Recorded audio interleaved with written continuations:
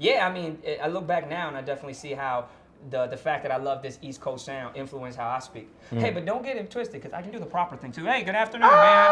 About that check. Very happy to be here on this program today, man. Jack, I'm a big fan of what you do. But check how I twist it up, though. I can also do the 喂，點啊？早晨啊，大家歡迎你收睇 Thisis50。我係 MC Jin， 呢個係 Jack Thriller。你睇下個樣，我都唔知想有咩反應好。I just dissed the heck out of you, but what you just said about me, man? I was flattered too. 我唔知你用乜鬼名啊！亂咁我。I'm no punk bitch. I ain't no punk bitch neither. I'm no punk bitch. Yo, what's up? This is Jin, and you are now watching Thisis50.com. Hike, I'm seeing Doshi Kim. Rush Hour 4. What up?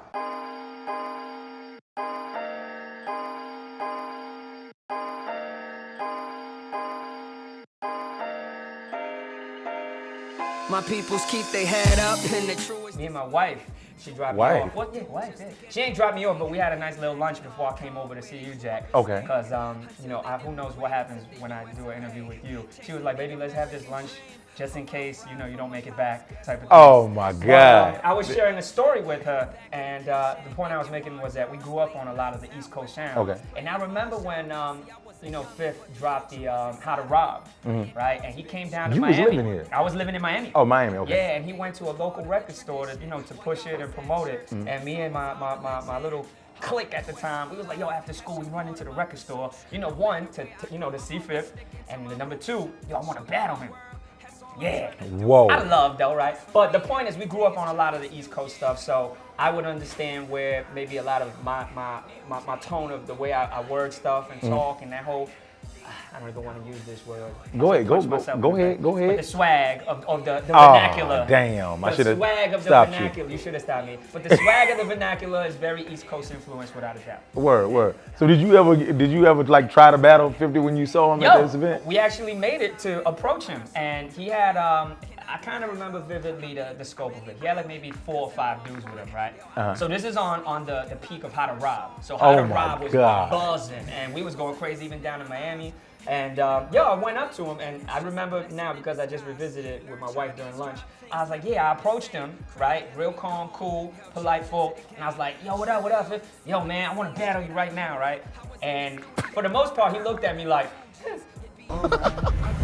Yo, Jim, man, I don't know why I thought you had a lot of your experiences in life and just watching your career. It just seemed like you're a lot older than you are. I am? Yeah, than you are. I'm 32. Oh, and 82?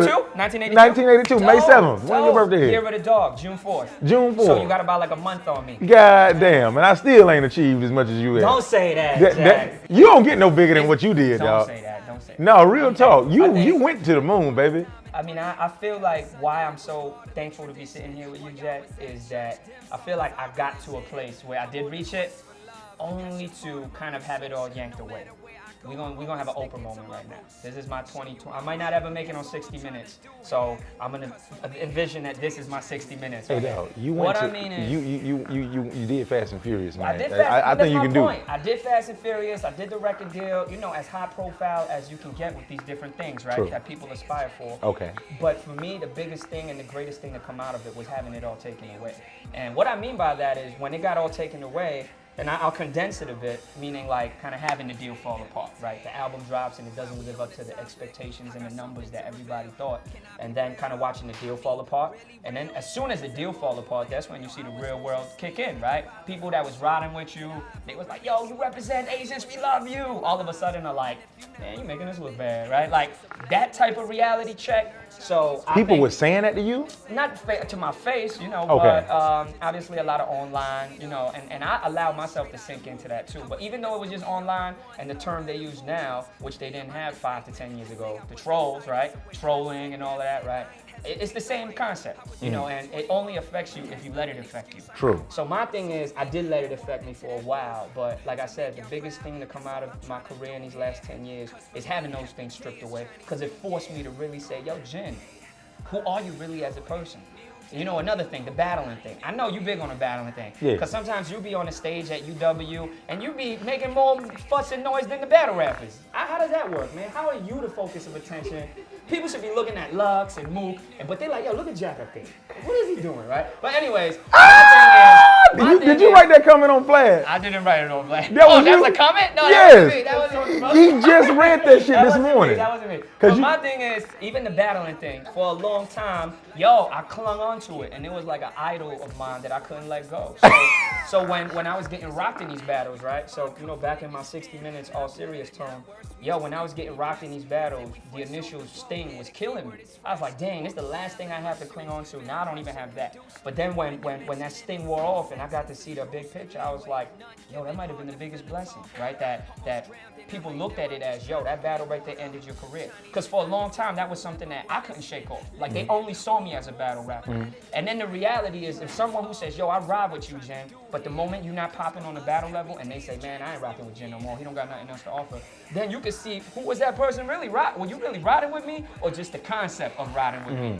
So all of the stuff I'm saying now is after 10 years of mad ups, mad downs, and I'm just grateful, to be sitting here with you and having the opportunity to share it. Word. Yo, Jen, did you get a chance? You say y'all just having this whole dream just yanked away from. Yeah. Did you get a chance to make some money? Yes, I also had a chance to blow a lot of it too. On picks, did you come in on the $1 stupid million stuff, deals? Nah. I wish. I came in on one of those like modest, okay deals. Like for 19, when did I sign with the R? I signed with the R when I was like 21 roughly. Yeah, because I graduated. I spent about another year in Miami. So by the time I got up to NY and did that whole 106 and Park run, I was in my early 20s, so 2021. So for a 21-year-old, it was a great deal. I was like, because I literally remember signing the contract with DY and the label and getting that first check. And what did I do after I got that first check? I jumped back on the 7 train to Queens, right? Because that's what I was coming out of. So I'm sitting on the train with the check, like, oh Lord, this is really happening, right? Was it $1 million check? No, far from it. But it was enough to have me like, whoa. And that's what I got caught up in. You signed with motherfucking DMX when DMX was the man. Oh, X is he's still the man though. He's still the man. I think that's one thing too. I never really had the chance to connect with X on a level. Never? Why that was going on? While I was signed? Nah. I got a lot of these random stories. I'll give you one here, I'll share too. The closest I ever connected with X is, we was uptown on either 125th, 126th somewhere, and all the, the car dudes and the bike dudes was out. Right. And I had just got signed fresh, new to the team, and I'm just soaking it all up. I had this brand new can of Arizona iced tea that I just bought from the bodega. I put it on the car hood. X comes up. He's like, I'm thirsty. Whose iced tea is this? And I'm like, that's me, but you good. No hesitation, he took it. And then he just started guzzling. And then I was like, that's my dude right there. But that's it. Random is a cool story. And that was probably the longest conversation me and X have ever had too. In real life. In real life. Real life, word to everything. The perception of this shit. Yeah, but no, the reason I laugh at it myself is because when I encounter, I get YouTube comments, I get Facebook messages, Jim, what's it like hanging out with X? Tell us some stories. And I always go back to that one story. Well, he drank my Arizona iced tea one time, and it was epic, right?